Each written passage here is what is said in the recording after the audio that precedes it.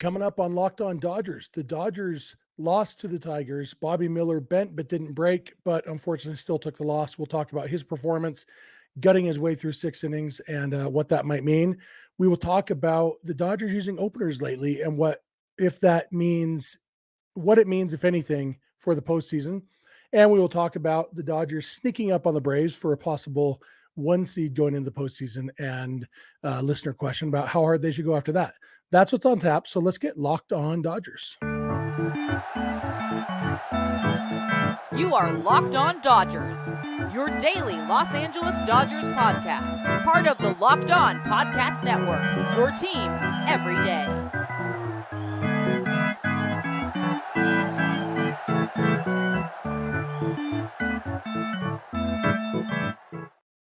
Hey, Dodger fans, this is Locked On Dodgers, part of the Locked On Podcast Network, your team every day.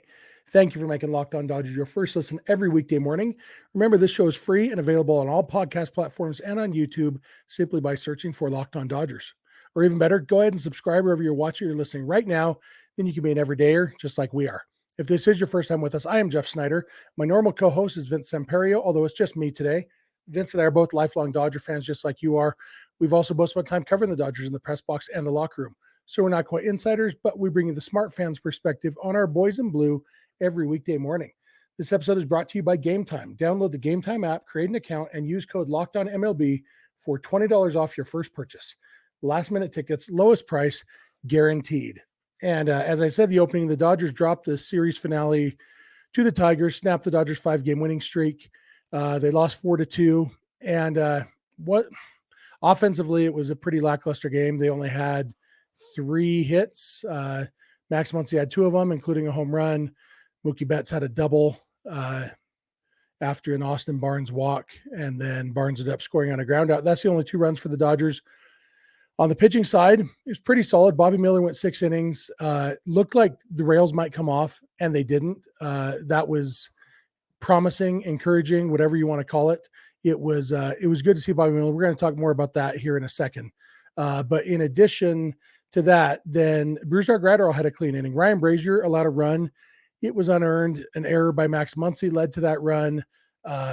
Muncy, a lot of people are really down on Muncy defensively. He is actually, since around the All-Star break, he's been outstanding defensively, but he's not perfect. And there still are some plays that he's just not making. This one, it was just a throwing error. It was a play that should have been made. He got to the ground ball and just threw wide of the bag. And Muncy's throws, that's maybe my biggest concern, if I have a concern about Muncy defensively, is the throws don't always look comfortable. He has a strong arm, but he doesn't always look like he trusts it. And so looked like he short-armed this throw a little bit or something, and pulled Freeman off the bag, ended up leading to a run.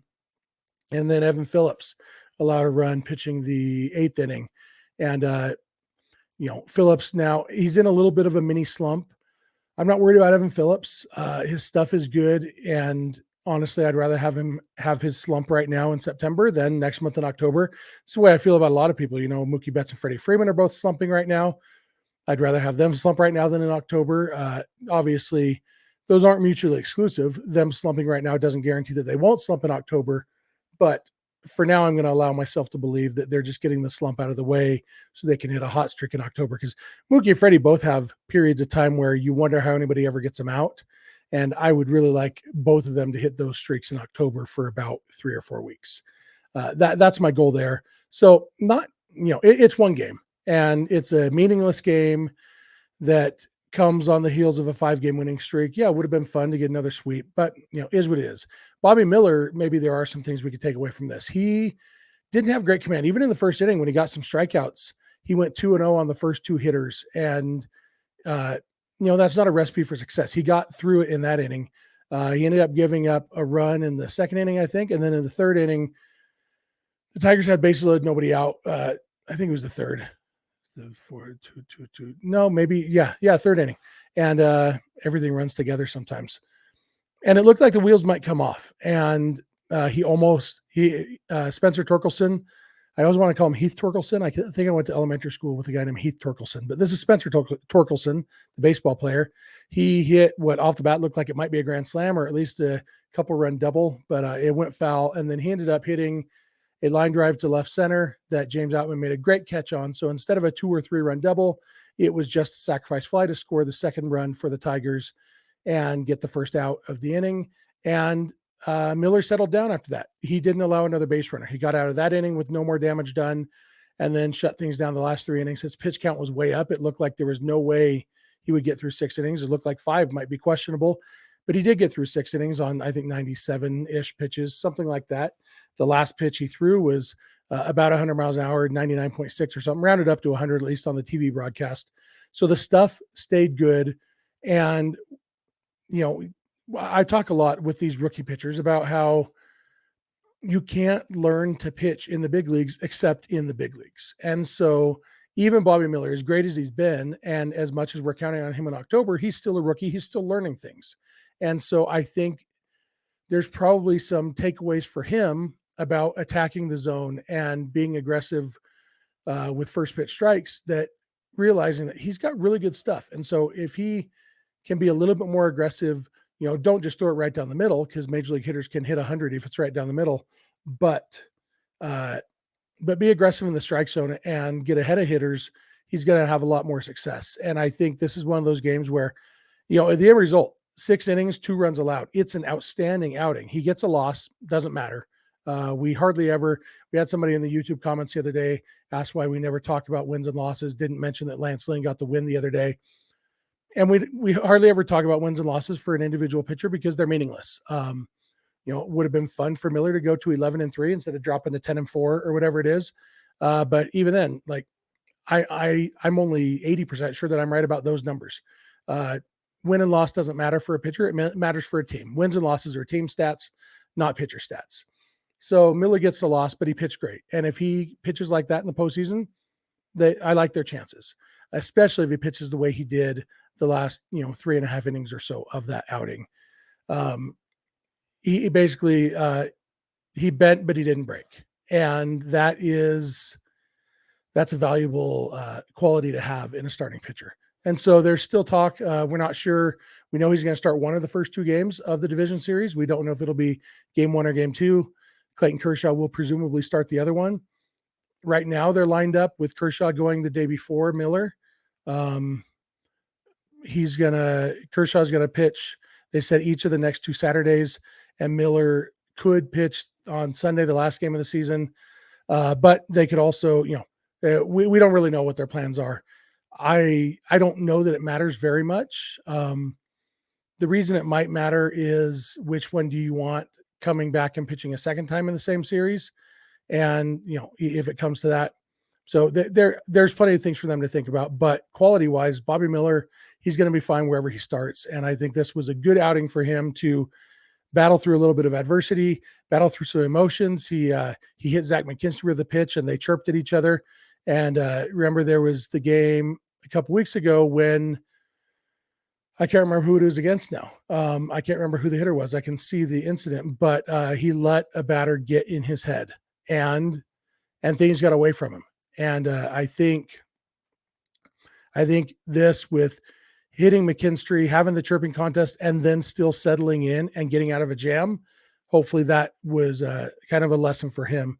That's funny that I can't remember the specific details. I remember I can picture everything that happened, except I can't picture the face or the uniform of the guy who Miller was chirping at. Ildemaro Vargas. I don't remember what team he's on these days. But it was Ildemaro Vargas. Nationals, maybe? Anyway. Yeah. And so I think Miller handled the McKinstry incident better than he handled the Ildemaro Vargas incident. And that's good. So continued growth from Bobby Miller is what we want to see at this point.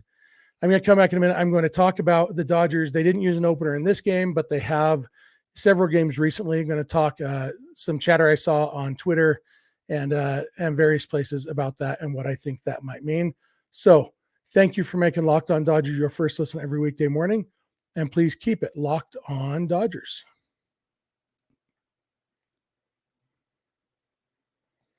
This episode is brought to you by Game Time.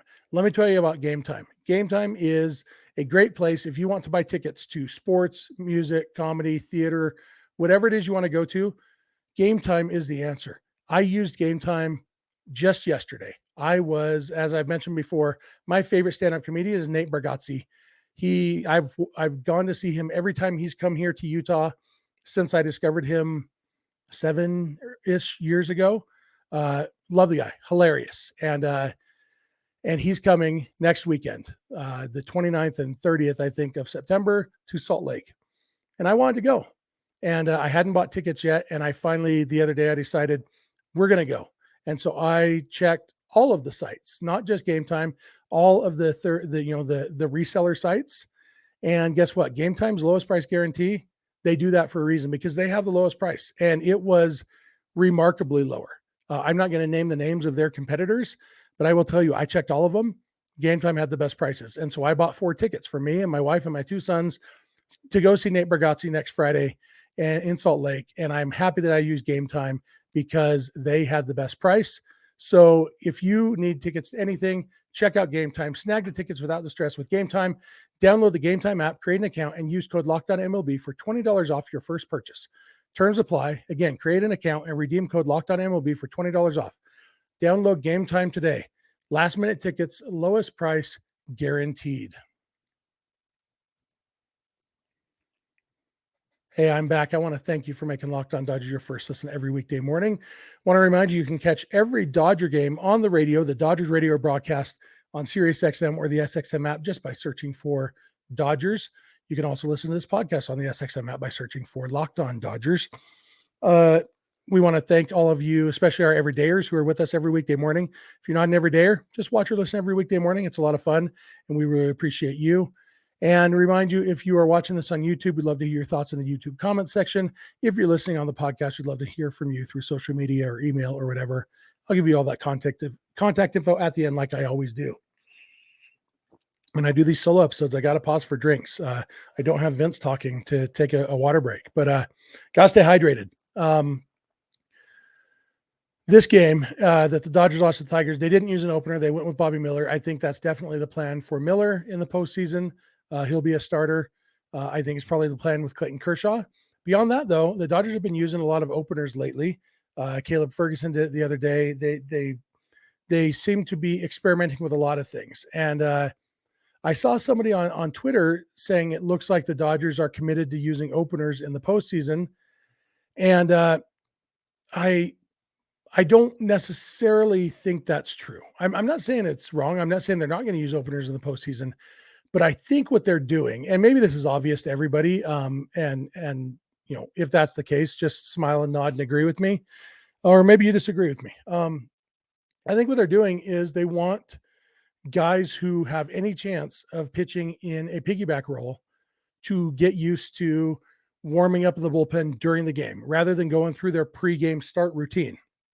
That's why I think that Clayton Kershaw will remain a starter, because he has 16 years under his belt of his pregame start routine. And I don't know that they're going to want to mess with that.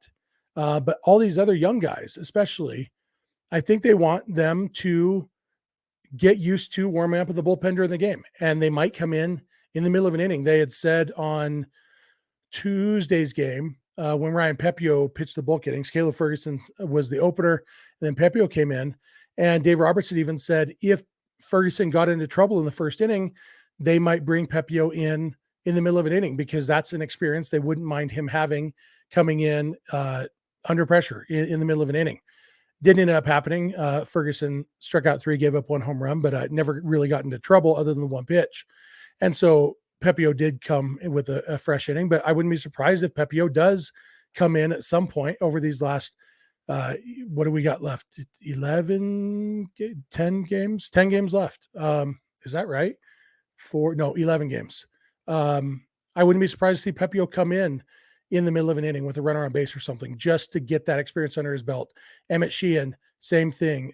Gavin Stone, same thing. These guys who have a chance to pitch out of, in a piggyback role, in a bulk role, whatever you want to call it. I think that's why they're using the openers. It's not so much to give them a chance to win this game. It's not so much to give Caleb Ferguson the experience of starting a game. I think it's all about the young pitchers, getting them coming in out of the bullpen, because that is the role that they're most likely going to play. And coming in and pitching these multiple innings, And maybe they do go with Bobby Miller and Clayton Kershaw and Lance Lynn as the 3 quote unquote starters. But with the idea of Kershaw and Lynn both needing a piggyback. Bobby Miller, I don't think they want to use a piggyback with him. They might need to, but I think they're hoping that he can give them 6 innings in the postseason. And he's gone at least 6 innings in 7 of his last 9 games or something like that. Got 5 2/3 another time. So he is a workhorse at this point. And I think that's what they're hoping for. But they're going to have so many arms in the bullpen who can go those multiple innings. And Dave Roberts is getting them used to that role. And maybe this is a good point to take my next ad break, because that kind of segues into the next segment that I want to talk about, because we got a question from a listener during Wednesday night's game asking how hard the Dodgers should go after that number 1 seed as the Braves are fading a little bit. And so all of this ties together. Everything they're doing with openers and everything that, that would be involved in chasing the Braves, it all ties together. So I think I will take that ad break, and then I'll come back and I'll talk about that question, how hard the Dodgers should chase the Braves. And then I may ruminate a little bit on the standings in a few other places. So thank you again for making Locked On Dodgers your first listen every weekday morning. And please continue to keep it Locked On Dodgers. This episode is brought to you by FanDuel. Snap into action this NFL season with FanDuel, America's #1 sportsbook. Right now, new customers get $200 in bonus bets, guaranteed when you place a $5 bet. That's $200 in bonus bets, win or lose. If you've been thinking about joining FanDuel, there's no better time to get in on the action. The app is so easy to use. There's a wide range of betting options, including spreads, player props, over-unders, and more. So visit FanDuel.com/lockedon and kick off the NFL season. FanDuel, official partner of the NFL.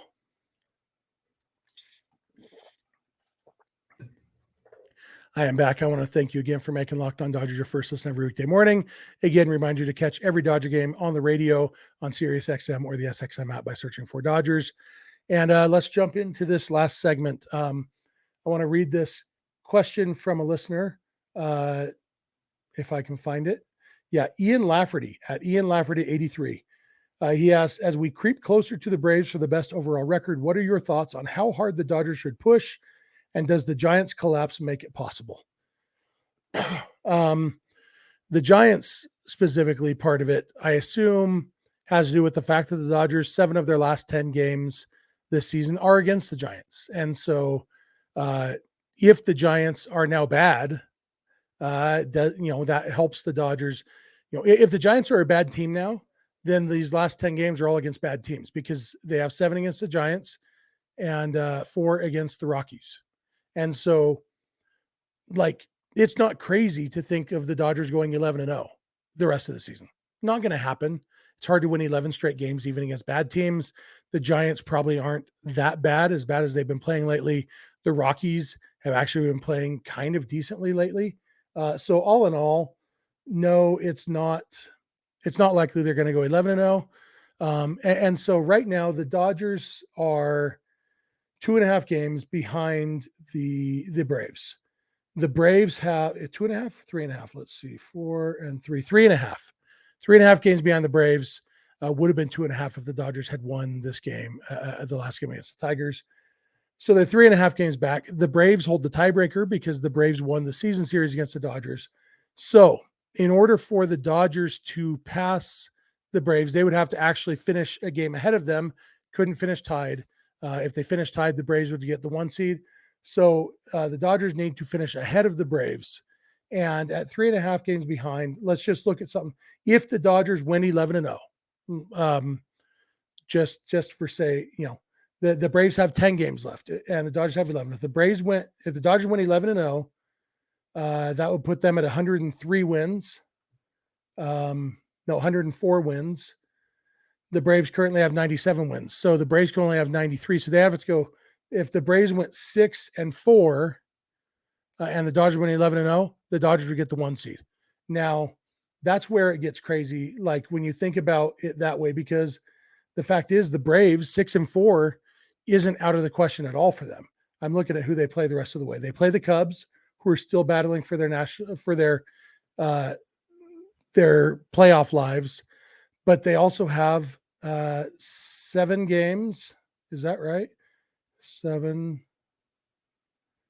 Yeah, 7 games against the Nationals. So 7 of their last 10 games are against the Nationals, who are not a good team. And so 6-4 seems pretty, I wouldn't say easy, but I'd be surprised if the Braves do worse than 6-4 the rest of the way. And so that would mean if they went 6-4, the Dodgers would have to go 11-0 to pass them. And I've already said, I don't think that's likely for the Dodgers to go 11-0. And so all of this is a roundabout way of saying, I don't think the Dodgers are going to catch the Braves. And I definitely don't think that they should make any alterations to try to catch the Braves, because everything the Dodgers are doing right now is setting them up for October. Honestly, I don't think they're thinking about the Braves at all. I think they definitely want to make sure that they finish ahead of the Brewers, which is not really a major concern right now. They are 7.5 games ahead of the Brewers. And so, and that, I mean, that's a no-brainer. The Dodgers are for sure going to finish ahead of the Brewers. I'll go out on a limb. I will eat both of my shoes if they finish behind the Brewers. So the Dodgers have the 2 seed basically locked up. It's not official, but it's locked up. And the 1 seed probably isn't going to happen. And so the best thing for the Dodgers to do is to get ready for the postseason by doing all the things we were talking about last segment, doing the opener so that the young guys get used to their roles, getting, Alex Vesia in games to see if he can earn a spot. I saw our buddy Michael Whitman tweeted out Alex Vesia's pitching splits, and he has been so much better in low leverage situations. He did pitch well in a high leverage situation on Tuesday, but he's been so much better in low leverage situations. It's like, well, is that the guy you want? Do you want him in the postseason when he only thrives in low leverage? Probably not. But they need to keep getting him in games. They need to keep getting Caleb Ferguson in games. They need to keep guys fresh. Freddie Freeman needs to get 2 more hits and 4 more doubles to hit some milestones. Mookie Betts still needs another home run and another RBI to set the leadoff records, and he needs to stay ahead of Acuna in those because Acuna is catching up in both categories. So, there's things they need to do on a personal level, and there's things they need to do to get ready for the postseason. And I think the postseason is all they're really thinking about right now. I think the personal things will come, but everything that Dave Roberts is doing right now is geared towards getting ready for October. And some of that is keeping that intensity. It's been nice to see the Dodgers put up, they won their first, 3 games after clinching. That's impressive. It's easy to have a hangover, and they didn't. And now they have a chance. They're playing their arch rivals with a chance to put a knife in the Giants season. The Giants are down to 500. They're at 76-76. Giants have a real chance of finishing behind the Padres. The Giants are only a game and a half ahead of the Padres right now. And I mentioned this on Twitter. I don't think I mentioned it here on the show. In the rest of their games, the Giants have 10 games left. The Padres have 9 games left. 3 of the games are against each other. And then of the other games, the Giants, all 7 of their other games are against the Dodgers. And the Padres, 6 other games besides the 3-game series against the Giants. It's 3 against the Cardinals and 3 against the Nationals. So the Padres definitely have the advantage in scheduling there. And the Dodgers could play a big part in eliminating the Giants. The fact is the Giants' elimination number right now is 8, which means theoretically the Dodgers could knock them out of the playoffs this weekend. Probably not, because that would mean the Cubs winning all 4 of their games and the Dodgers sweeping the Giants. But, it theoretically could happen. And that would be fun. I think that's something, in addition to getting ready for October, I think the players enjoy these rivalries, and a division rival, a historical rival, it would be fun to knock them out of the playoffs, and having 7 games against them out of the next 11, perfect chance to stick it to them. I think that's something to play for. 4 games at Coors Field hopefully can help with some of those offensive numbers. If Freddie Freeman can't get 4 doubles with 4 games at Coors, something's wrong. There's things to play for sure. And I really don't think the Dodgers even have the Braves on their radar at this point. Now, I think they would like to have the 1 seed. We've talked about that before. Would you want the 1 seed? And I've come down on the side where I don't think you worry about first round opponent, about NLDS opponent. you're thinking about home field advantage, and the 1 seed would mean home field advantage in the NLCS. And I think that's important enough that, I think that is worth fighting for, but I don't think it's on the Dodgers radar because it's so unlikely at this point. So one last thing I want to talk about regarding the Padres. I saw, again, my buddy Doug McCain. You guys know D-Mac over at Dodgers Nation. He tweeted out something tonight, Wednesday night, about the Padres making a push for the playoffs. The Padres have won 7 in a row now to pull within 19 games in the NL West. But the Padres are now only 4.5 games out of the last wild card spot. And so he's talking about them making a push. And I just want to say this. The Padres aren't going to make the playoffs. I've said it several different places, and it's just not going to happen. And the reason is because, let me put it this way. The Marlins have a better chance of being the first wild card than the Padres do of being the last wild card, because the Marlins are 4.5 games out of that first wild card spot. The Padres are 4.5 games out of that last wild card spot. The difference is the Marlins only have to leapfrog 3 teams: the Cubs, Diamondbacks, and Phillies. The Padres, to get into the postseason, would have to jump past the Giants and the Reds and the Marlins and the Cubs. The Padres elimination number right now is 6, meaning any combination of their losses and Cubs wins that adds up to 6, and they're eliminated. And I was talking to my sister tonight on text message about elimination numbers. And I was explaining to her that I'm just going to read you my text to her. I said, yeah, the number is based on the Cubs, who currently have the last spot. But the reason there's no way the Padres will make it is because if the Cubs lose enough games for the Padres to get back in it, then the Cubs are probably going to get passed by the Marlins or Reds or Giants. The Padres have to pass 4 teams, which means they need to stay hot and have 4 teams get super cold. And it's just not going to happen. Like, if the Padres, like I said, they have 9 games left. If they went 9-0, they would still need all 4 of the Cubs, Marlins, Reds, and Giants to lose at least 5 games each. And that's if the Padres go undefeated. It's just not going to happen. And I think I've said this before on this show. I think the only reason 2 reasons. The Padres are better than they've played. If you look at run differential, it's kind of funny. The Padres run differential is plus 82, and they are surrounded by teams with negative run differentials. Padres have a significantly better run differential than the Giants or the D-backs, who are ahead of them in the standings. But so that's one reason. Yeah, they're probably better than they've played. But the other reason is because so many people picked them to win the division, and they're trying to save face and knowing, if they did sneak into the postseason, they can make some noise. It's not going to happen. Sorry, storylines like that, it might happen in a movie. It's not going to happen in real life. So there's another thing I'm willing to eat my shoe on if I'm wrong about it. That's going to do it for me for today. Summary: Bobby Miller was pretty good, took a tough loss. Dodgers are getting ready for October, and they're not thinking about the Braves, and the Padres aren't going to make the postseason, but they might finish ahead of the Giants. With that all said, thank you for making Locked On Dodgers your first listen every weekday morning. I really appreciate it. Remember, you can catch every Dodgers radio broadcast on SiriusXM or the SXM app by searching for Dodgers. You can also listen to this podcast on the SXM app by searching for Locked On Dodgers. You can follow us on Instagram and on Twitter at Locked On Dodgers. Vince is on Twitter at VinceSense91. I'm on Twitter at Snydog, and our DMs are open over there. You can also email us, lockedondodgers@gmail.com, or send us a voicemail or a text message at 323-863-LOCK-5625. We are here every weekday morning, and we hope you'll be here with us. When you get in your car or sit on your couch, tell your smart device to play podcast Locked On Dodgers. And remember, you don't have to agree. You just have to listen. We'll talk to you tomorrow.